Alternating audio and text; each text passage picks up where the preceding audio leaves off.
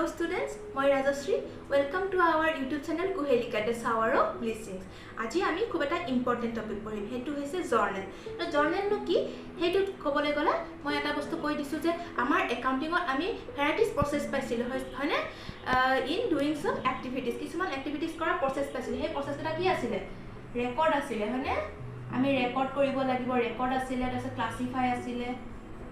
Classify কৰিছিল তাৰপিছত সামাৰাইজ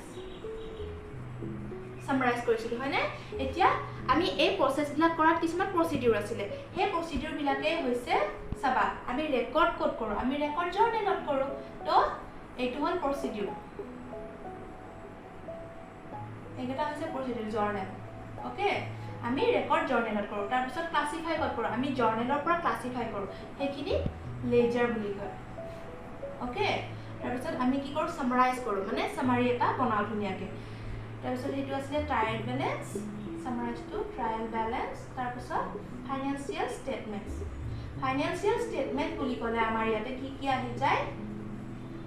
balance sheet আহি যাব প্ৰফিট এণ্ড লছ একাউন্ট আহি যাব হয়নে trading and profit and loss account profit and appropriation account balance sheet এইখিনি আমাৰ ফাইনান্সিয়াল ষ্টেটমেন্টত আহি যায় এতিয়া আমি চাম মিনিং অফ জাৰ্নেল তো what is journal so journal is a book of prime entry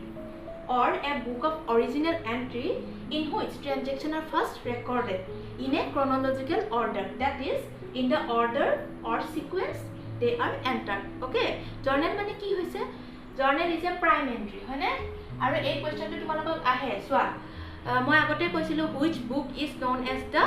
books of original entry to tetia tumaloke ki likhibole journal is the books of original entry. Okay, আৰু ইয়াতে কি কৰা হয়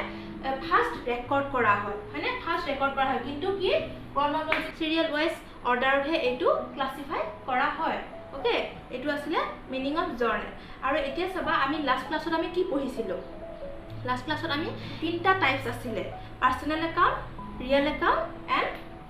nominal account সেই তাতে ৰুলস কিছুমান আছিল হয়নে গোল্ডেন ৰুলস অফ একাউন্টিং আৰু আমি সেই এটা ৰুলসৰ ওপৰত ভিত্তি কৰি আমি এতিয়া জাৰ্নেল বনাম আৰু জাৰ্নেল বনাবলৈ এখন ফৰমেটৰ প্ৰয়োজন মই ফৰমেটটো লিখি দিছো প্ৰথমতে আমি কি লিখিব লাগিব জানা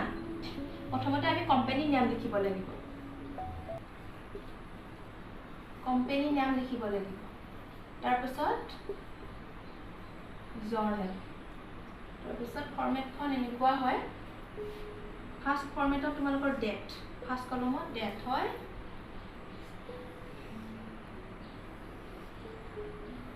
এনেকুৱা এটা ফৰমেট হয় এই ফৰমেটটো তোমালোকে জাৰ্নেল লিখিব লাগে এইটো হ'ব ডেট কলম ওকে ডেট তাৰপিছত ইয়াতে পাৰ্টিকুলাৰ্স তাৰপিছত লেজাৰ ফলিওটো কি হয়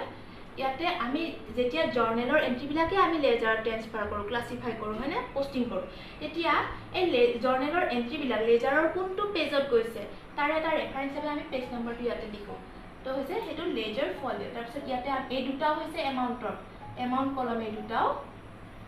এটা হৈছে ডেবিট এমাউন্ট লিখো এটা হৈছে ক্ৰেডিট এমাউন্ট লিখো মই আগতে কৈছিলো জাৰ্নেল এটো ডুৱেল এন্ট্ৰি সিস্টেম হয় নাই ডেবিটত যিমানখিনি এমাউন্ট হয় ক্ৰেডিটটো সেম এমাউন্টে হ'ব তো এতিয়া আমি মই এটা এক্সাম্পল দিছো Ram started business worth ₹50,000 okay ৰামে বিজনেস এটা স্টাৰ্ট কৰিছে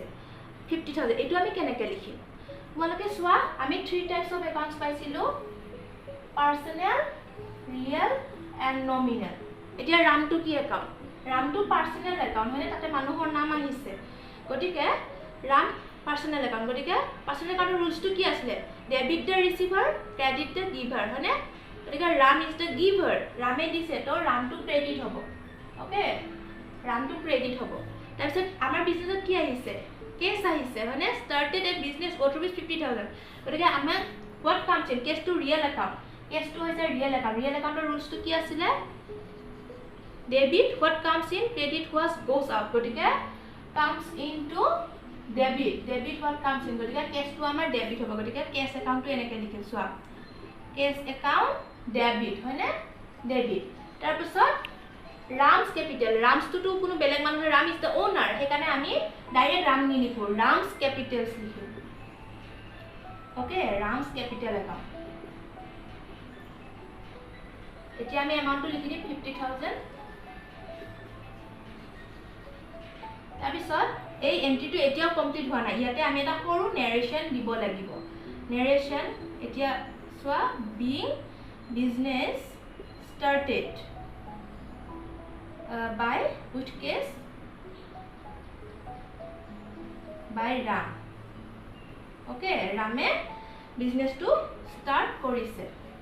এটু নেৰেশ্যন বুলি কয় আৰু এটু দিয়াৰ পাছতে হে হৈ যায় ইফালে ক্লোজ কৰি নিদিবা ইফালে ক্লোজ হলে একাউণ্টছটো পুৰা বন্ধ হৈ যাব খালি আমি এটা কমপ্লিট ট্ৰানজেকচনটো যেতিয়া এনেকে কৰো নেৰেশ্যন দি পেলাই এটু এটা হৈছে কমপ্লিট ট্ৰানজেকচনছ এতিয়া মই এন্ট্ৰি কিছুমান তোমালোকক ট্ৰানজেকচনছ কেনেকৈ লিখে মই শিকাই দিম ইয়াতে মই ফৰমেটটো বনোৱা নাই তোমালোকে বনাই লবা ইয়াতে মোৰ স্পেচৰ অলপ প্ৰবলেম হয় কাৰণে মই ফৰমেটখন বনোৱা নাই মই ডাইৰেক্টলি দিম কিন্তু তোমালোকে বহিত কৰিলে ফৰমেটখন ধুনিয়াকৈ লিখি লবা আৰু যেতিয়া একাউণ্টছ কৰো বা যিকোনো জৰ্নেল লেজাৰ হয় আমাক স্কেল আৰু পেন্সিলডাল খুবেই দৰকাৰ গতিকে তোমালোকে সেইখিনি যোগাৰ কৰি লবা এতিয়া নাম্বাৰ 1 ট্ৰানজেকচনছটো আমি কি পাইছিলো Ram started a business or rupees 50,000 তাৰ এন্ট্ৰিটো কি আছিলে বিজনেছত কেছ আহিলে কেছটো ৰিয়েল একাউণ্ট হয় নে নহয় কেছটো এটা ৰিয়েল একাউণ্ট তো ডেবিট হোৱাট কামছ ইন হয় নে তো কেছ একাউণ্ট হৈছিলে ডেবিট কিমান আছিলে এমাউণ্ট 50,000 তাৰপিছত কোনে দিছিলে ৰামে দিছিলে কিন্তু ৰামটো বেলেগ মানুহ নহয় ৰাম ইজ দা ওনাৰ সেই কাৰণে ৰামছ একাউণ্ট নিলিখো আমি ৰামছ ক্যাপিটেল একাউণ্ট ওকে এয়া চোৱা credit the giver ৰামটো personnel account হয় সেই কাৰণে তো ৰামছ ক্যাপিটেল একাউণ্ট 50,000 এতিয়া ইয়াতে ট্ৰানজেকচন লিখিবা being business started with capital এনেকৈ লিখিবা তাৰপিছত নাম্বাৰ 2 এন্ট্ৰিটো নাম্বাৰ 2 ট্ৰানজেকচনটো হৈছে open A bank account of rupees 5 lakhs okay বেংকত এটা একাউণ্ট খোলা হৈছে কিহেৰে বেংকত খোলা হৈছে 5 লাখ টকাৰে গতিকে বেংকটো কি বেংকটো পাৰ্সোনেল একাউণ্ট হয়নে আৰু বেংক ইজ দ্য কি ৰিসিভাৰ হয় না debit the receiver so that's why bank is the receiver সেই কাৰণে কি হ'ব বেংকটো ডেবিট হ'ব বেংক একাউণ্ট ডেবিট কিমান পইচা আছিলে 5 lakhs তাৰপিছত ক্ৰেডিট কি হ'ব পইচা থৈছো আমি বেংকত তো পইচা গ'ল cash to real account credit what goes out হয় না তো cash goes out so cash account credit narration লিখিব লাগিব নেৰেশ্যন লিখিবা ধুনিয়াকৈ এইখিনিতে cash deposited into bank তাৰপিছত number 3 transaction to bought furniture for rupees 50,000 and issued check for the same ha আমি furniture bought কৰিছো 50,000 টকা আৰু আমি পইচাটো কেছত দিয়া নাই বেংকত দিছো হয় না গতিকে what comes in furniture to এটা ৰিয়েল একাউণ্ট হয় তো what comes in furniture comes in that's why comes into debit হ'ব তো furniture account debit তো furniture account debit কিমানৰ 50,000 তাৰপিছত আমাৰ কি গ'ল আমিটো কেছত পইচা দিয়া নাই আমি বেংকতহে দিছো আৰু বেংকটো পাৰ্সোনেল একাউণ্ট আৰু বেংক ক্ৰেডিট দ্য গিভাৰ তো বেংকে দিছিলে হয় না তো বেংক একাউণ্ট হে কাৰণে 50,000 ইয়াতে ধুনিয়াকৈ লিখিবা furniture purchase being furniture purchase তাৰপিছত 4 নম্বৰ ট্ৰানজেকচন হেটো হৈছে both machinery from Sahin for rupees 20,000 and advance in 10,000 is given okay furniture কিনিছো আমি 1,20,000 আমি furniture কিনিছো আৰু আমি 10,000 advance দিছো এটো কেনেকৈ হ'ব furniture আহিল জিএন অফ furniture আহিল okay তো furniture comes in debit হ'ব ৰিয়েল একাউণ্ট হয় debit what comes in furniture account debit furniture account debit 1,20,000 আছিল হয়নে তাৰপিছত আমি কি দিছো 10,000 আমি এডভান্স দিছো তো কেছ টু কেছ 10,000 দিছো কেছ টু ৰিয়েল একাউণ্ট গতিকে what goes up to credit হয় গতিকে cash to credit to cash account কিমান দিছো আমি 10,000 হে দিছো আৰু আমি কাৰ পৰা লৈছো বাকিখিনি বাকিত থাকি গল হয় না ফ্ৰম সাহিনৰ পৰা লৈছিলো আৰু Shaheen is the giver personal account okay credit the giver to Shaheen account তো কিমান থাকিল 1,10,000 থাকিল তাৰপিছত ইয়াতে নেৰেশ্যন দি দিবা being furniture purchase and cash payment in advance 10,000 তো এনেকে কৰিবা এইটা তাৰ পিছত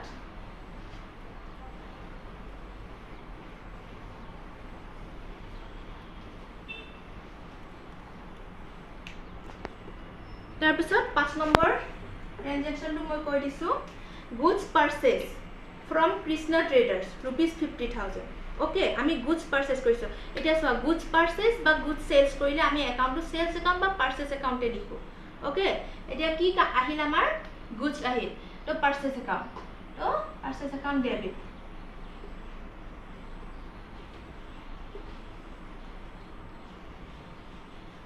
কিমান পইচা আছিল 50,000 আৰু আমি কাৰ পৰা কিনিছো পইচা দি দিয়া বুলি কোৱা নাই আমি কৃষ্ণা পৰা কিনিছো কৃষ্ণা তো পাৰ্সোনাল একাউন্ট আৰু কৃষ্ণাই দিছে গিভাৰ তো Krishna credit Krishna account okay 50,000 তাৰপিছত being goods purchased from Krishna তাৰপিছত 6 number good costing 20,000 sold to Raju Enterprise. Raju Enterprise আমি বস্তু বিক্রি কৰিছো 20,000 ৰ for rupees 30,000 30,000 ৰ costing আছিল 20,000 আৰু আমি 30,000 ত বিক্ৰি কৰিছো কিন্তু আমি ইয়াতে জাস্ট এন্ট্ৰি হে কৰিম প্ৰফিট আৰু লস আমি ক্যালকুলেট নকৰো তো আমি কি কৰিম কোনে ৰিসিভ কৰিছে গুডস টু Raju Enterprise তো Raju Enterprise debit the receiver okay তো ডেবিট হ'ব Raju Enterprise debit Raju Enterprise কিমান 30,000 হয়নে তাৰ পিছত বিক্ৰী কৰিছো তো সেলস একাউন্ট আমি পাৰচেজ বা পাৰচেজ কৰিলে পাৰচেজ একাউন্ট সেলস কৰিলে সেলস একাউন্ট হৈ গল এটা নাৰেশন লিখিবা being goods sold to Raju তাৰ পিছত 7 নম্বৰটো হৈছিল paid rent okay rent pay কৰিছো 25,000 in case আমি rent to কি rent to nominal account কিয়নো rent to এটা আমাৰ বিজনেছৰ কাৰণে expenses হয় আমি warehouse rent দিব পাৰো হয় না তো rent to expenses হয় expenses to debit হয় ওকে গতিকে rent account debit আৰু rent to আমি কিহত দিও 2500 আছিল না rent to আমি কেছতে দিও তো cash goes out to cash account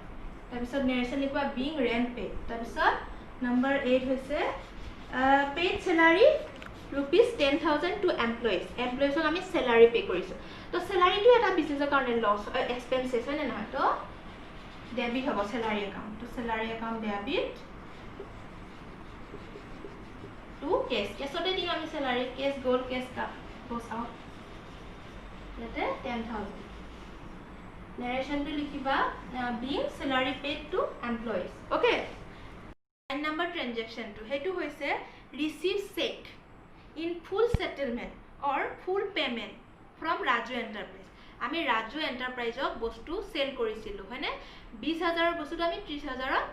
sell korisilu hetu asle 6 number entry aru tare etia he Raju e ki korise amak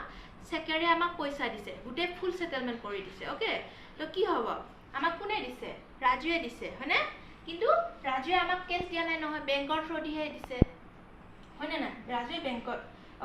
Raju bank to personal account তো ব্যাংকত দিছে তো ব্যাংক ডেবিট দ্য রিসিভার তাৰপিছত Raju personal account হয় না তো ৰাজুৱে দিছে ৰাজু ইজ দ্য গিভাৰ গতিকে ব্যাংক একাউন্ট ডেবিট হ'ব টু ৰাজু এন্টাৰপ্ৰাইজ ৰাজুৱে দিছে হয় না ৰাজু এন্টাৰপ্ৰাইজ ওকে কিমান 30,000 আছিল তাৰপিছত এটা নাৰেশনটো লিখি দিবা এতিয়া আশা কৰিছো তোমালোকে ভিডিওটো চাই বুজি পাইছা সকলোৱে যদি ভিডিওটো ভাল লাগিলে like share comment and subscribe